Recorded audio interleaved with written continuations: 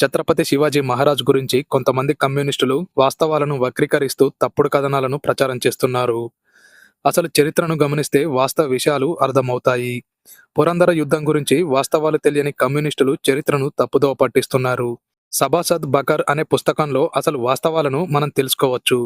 పురందర యుద్ధం శివాజీ మహారాజ్కి మీర్జా రాజా జయసింగ్కి మధ్య యుద్ధం జరిగిన 32 సంవత్సరాల తర్వాత రాయబడిన పుస్తకం ఇది. బకర్స్ అనేవి మహారాష్ట్రలో ప్రామాణిక గ్రంథాలు కావున ప్రామాణికంగా తీసుకోవచ్చు. సభాసద్ బకర్కు సురేంద్రనాథ్ గారి ఆంగ్ల అనువాదాన్ని ప్రమాణంగా తీసుకొని ఈ పురందర్ యుద్ధానికి సంబంధించిన వాస్తవ విషయాలను తెలుసుకుందాం. శివాజీకి వ్యతిరేకంగా 400 మంది బ్రాహ్మణులు పూజలు చేశారని కమ్యూనిస్టులు చెబుతున్న తప్పుడు కథనాల అసలు వాస్తవాలను గమనిద్దాం. అప్పటికే ఇద్దరు ప్రధాన వీరులు ఆదిల్ షా పంపించిన అఫ్జల్ ఖాన్, ఔరంగజేబ్ పంపించిన పేస్తా ఖాన్ యుద్ధానికి వెళ్లి శివాజీ చేతిలో ఒకరు ఓడారు, మరొకరు చనిపోయారు. ఈసారి మూడవ వ్యక్తిగా రాజా జయసింగ్ శివాజీ బలాలపై యుద్ధం చేయాలని నిర్ణయించుకుంటాడు. దీనిలో భాగంగానే రాజా జయసింగ్ శివాజీ పురందర కోట మీద దాడి చేశాడు. కానీ శివాజీ ప్రధాన కోట అయిన రాయ్గఢ్ కోట మీద దాడి చేయలేకపోయాడు. శివాజీ బలం దైవ బలం కాబట్టి నేను కూడా హిందూ రాజును, నేను కూడా అలాంటి బలం పొందాలంటే ఏమి చేయాలి అని రాజా జయసింగ్ తన ఆస్థాన బ్రాహ్మణ పండితులను అడుగుతాడు. అప్పుడు వారు భవానీమాతను ఆరాధన చేయాలని చెబుతారు. 1 కోటి చండీ ఆరాధన 11 కోట్ల సార్లు శివుని రుద్రాభిషేకం చేయాలని పండితులు రాజా జయసింగ్ కు చెబుతారు. రాజా జయసింగ్ గారు ఆ కాలంలోనే 2 కోట్లు ఖర్చు చేసి 400 మంది రాజస్థాన్ బ్రాహ్మణుల చేత 3 నెలల పాటు అహోరాత్రులు శివలింగార్చన పూజలు చేసిన తర్వాత తనకు శక్తి వచ్చిందని నమ్మి అప్పుడు ఆయన యుద్ధానికి బయలుదేరుతారు.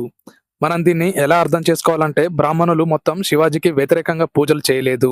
రాజస్థాన్ రాజైనటువంటి రాజాసింగ్ ఆస్థానంలోని కొంతమంది బ్రాహ్మణులు మాత్రమే చేశారు.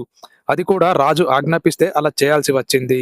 రాజు ఆస్థానంలో ఉన్న బ్రాహ్మణ పండితులు తమ రాజు బాగుండాలని, యుద్ధంలో గెలవాలని, వేరొక ప్రాంతం రాజును ఓడించాలని పూజలు చేశారే తప్ప శివాజీ మహారాజుకి వ్యతిరేకంగా అతన్ని ఓడించాలని వారు పూజలు చేయలేదు.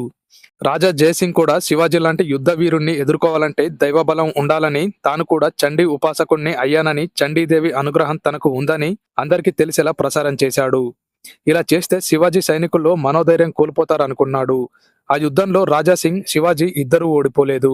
ఆ యుద్ధంలో వారు సంధి కుదుర్చుకున్నారు. భవానీమాత ఇద్దరిని అనుగ్రహించింది. ఇది జరిగిన వాస్తవం. కానీ కమ్యూనిస్టులు దీన్ని వక్రీకరిస్తూ బ్రాహ్మణులు శివాజీకి వ్యతిరేకంగా పూజలు చేశారని తప్పుడు ప్రచారాలు చేస్తున్నారు. కమ్యూనిస్టులు చేస్తున్న మరొక తప్పుడు ప్రచారం ఏంటంటే ముస్లింలు వచ్చేంత వరకు క్షత్రియులు తప్ప కింది కులాల వారు కత్తి పట్టిన యోగమే ఉండేది కాదని అంటుంటారు. అది కూడా అవాస్తవం. 1100 సంవత్సరంలోనే దేవగిరిని యాదవులు పాలించారు. హరిహర రాయులు, బుక్కరాయులు కూడా కాకతీయులకు సామంతులుగా ఉంటూ రాజ్యపాలన చేశారు. వారు క్షత్రియ కులానికి చెందిన వారు కాదు. విజయనగరం పాలించిన శ్రీకృష్ణ దేవరాయలే నేను క్షత్రియుని కాదు అంటున్నప్పుడు శివాజీ కంటే ముందు క్షత్రియులు కాని వారు కూడా పరిపాలించారు. చంద్రగుప్త మౌర్యుల గురించి తెలుసుకున్న నందులు ఎవరైతే ఉన్నారో వారు కూడా నాయి బ్రాహ్మణుల కులానికి చెందినవారు. వారు కూడా రాజ్యాలను పరిపాలించారు. వారు బీసీలే కదా. కాబట్టి కమ్యూనిస్టులు చేస్తున్న ఈ ప్రచారం కూడా తప్పు. కమ్యూనిస్టులు చేస్తున్న మరొక తప్పుడు ప్రచారం ఏంటంటే శివాజీ యుద్ధ విద్యలు ముస్లిం అయినటువంటి మాలిక్ అంబర్ వద్ద నేర్చుకున్నాడని కమ్యూనిస్టులు అంటుంటారు. అది కూడా అవాస్తవం.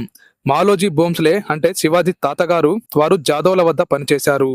జాదవ్లు బహ్మనీ సుల్తాన్ల వద్ద పనిచేశారు. బహ్మనీ రాజ్యంలో అహ్మద్ నగర్ సుల్తాన్ల వద్ద మాలోజీ భోంస్లే లక్కూజీ జాదవ్ అనే సర్దార్ కింద పనిచేసేవారు. ఒకరోజు లక్కూజీ జాదవ్ కుమార్తె జిజియాబాయి, మాలోజీ భోంస్లే కుమారుడు షాహాజీ భోంస్లే వీరిద్దరూ చూడడానికి చక్కని జోడి అంటూ ఉండగా దాన్ని నిజం చేద్దామని మాలోజీ భోంస్లే అంటుండగా జాదవ్లు ఇది విని మాలోజీ భోంస్లేని అక్కడి నుంచి పంపించేస్తారు.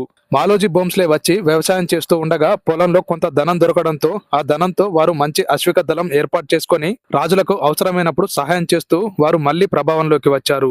దీంతో లక్కుజీ జాదవ్ గారు మనసు మార్చుకొని జిజియాబాయి షహాజీ భోంస్లేల వివాహం చేయించాడు. మాలిక్ అంబర్ 1626లో మరణించారు. అదేవిధంగా శివాజీ గారు 1627 లేక 1630లో జన్మించినట్లు చెబుతున్నారు. 1626లో మరణించిన మాలిక్ అంబర్ ఏ విధంగా శివాజీకి యుద్ధ విద్యలు నేర్పిస్తాడు?